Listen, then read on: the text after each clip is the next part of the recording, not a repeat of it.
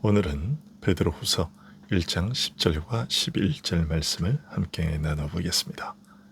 베드로후서 1장 10절과 11절 말씀 봉독해드리겠습니다.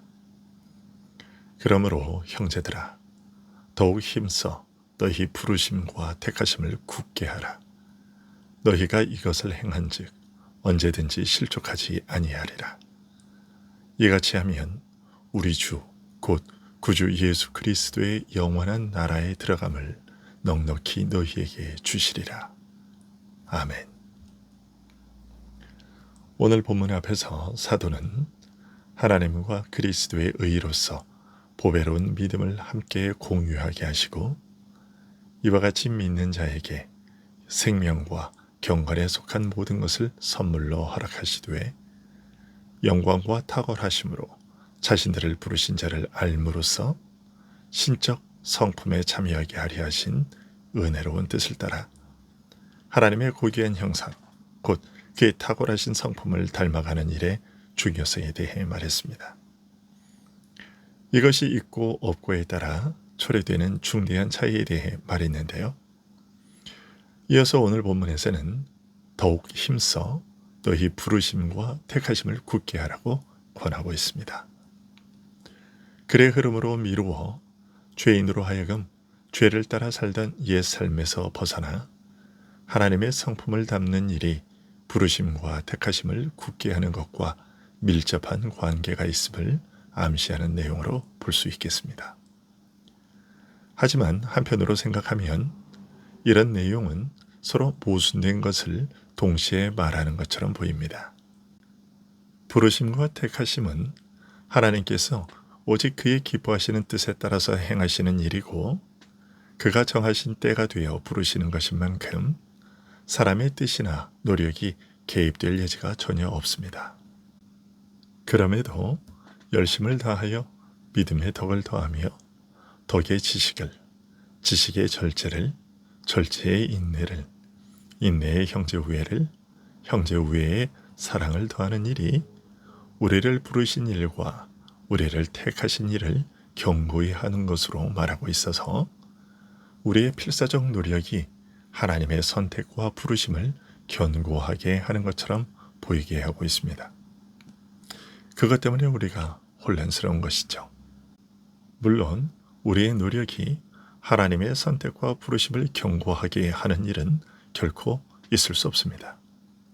하나님의 선택과 부르심은 오직 하나님께서 그의 기뻐하시는 뜻을 따라 정하시고 행하시는 일입니다.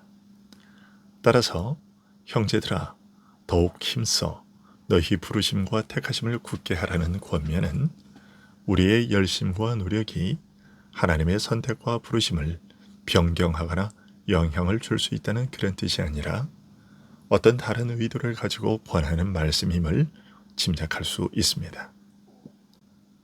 여러 번 반복해서 말씀드리지만 하나님의 주권적 행하심이 사람에게서 나타나는 모습은 특별하며, 언뜻 서로 모순된 것 같은 양면성은 사람의 지혜로는 접근할 수 없는 신비입니다.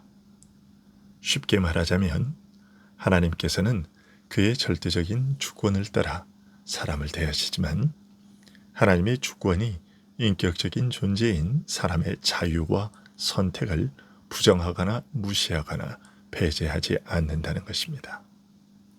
이 말은 하나님의 주권이 어느 정도와 선까지 미치고 그 나머지는 인간의 자유와 선택에 달려있다는 것이 결코 아닙니다. 하나님의 주권은 전포괄적이어서 모든 존재의 모든 일에 두루 다 절대적으로 미칩니다. 그래서 믿음 자체도 하나님의 선물입니다. 하지만 그럼에도 사람의 경우 그의 자유와 선택과 책임을 배제하지 않기 때문에 신비롭습니다. 사람이 설명할 수 있는 한계를 넘어섭니다. 이런 점을 염두에 두고서 형제들아, 더욱 힘써 너희 부르심과 택하심을 굳게 하라는 사도의 말을 이해해야 합니다. 즉, 이 말은 우리의 뜻과 노력이 하나님의 주권을 바꾸거나 대신할 수 있다는 뜻이 아니라 하나님의 주권적인 뜻은 변함없이 절대적이지만 나에게서 실제로 실현됨으로써 확실히 견고해진다는 뜻입니다. 이런 사실을 말한 후 베드로 사도는 너희가 이것을 행한즉 언제든지 실족하지 아니하리라고 말합니다. 이것은 우리가 스스로 애쓰고 힘쓰는 것으로 실족하지 않게 되는 것이 아니라 다만 우리가 힘쓰는 것으로 말미암아 하나님의 선택과 부르심이 견고해지며 이것으로 말미암아 우리가 실족하게 되는 것을 피할 수 있다는 사실을 알려주는 것입니다. 하나님께서 자신의 선택과 부르심을 나에게서 이처럼 견고하게 하시는 은혜로 말미암아 우리가 실족하게 되는 것을 피할 수 있게 된다는 것입니다. 그리고 이렇게 함으로써 그리스도의 영원한 나라에 넉넉히 들어가게 된다고 사도는 말합니다. 이 경우에도 그 나라에 들어가게 되는 것이 우리에게 주어지리라고 함으로써 우리의 수고 자체가 이 일을 이루거나 보증하는 것이 아님을 알려주고 있습니다.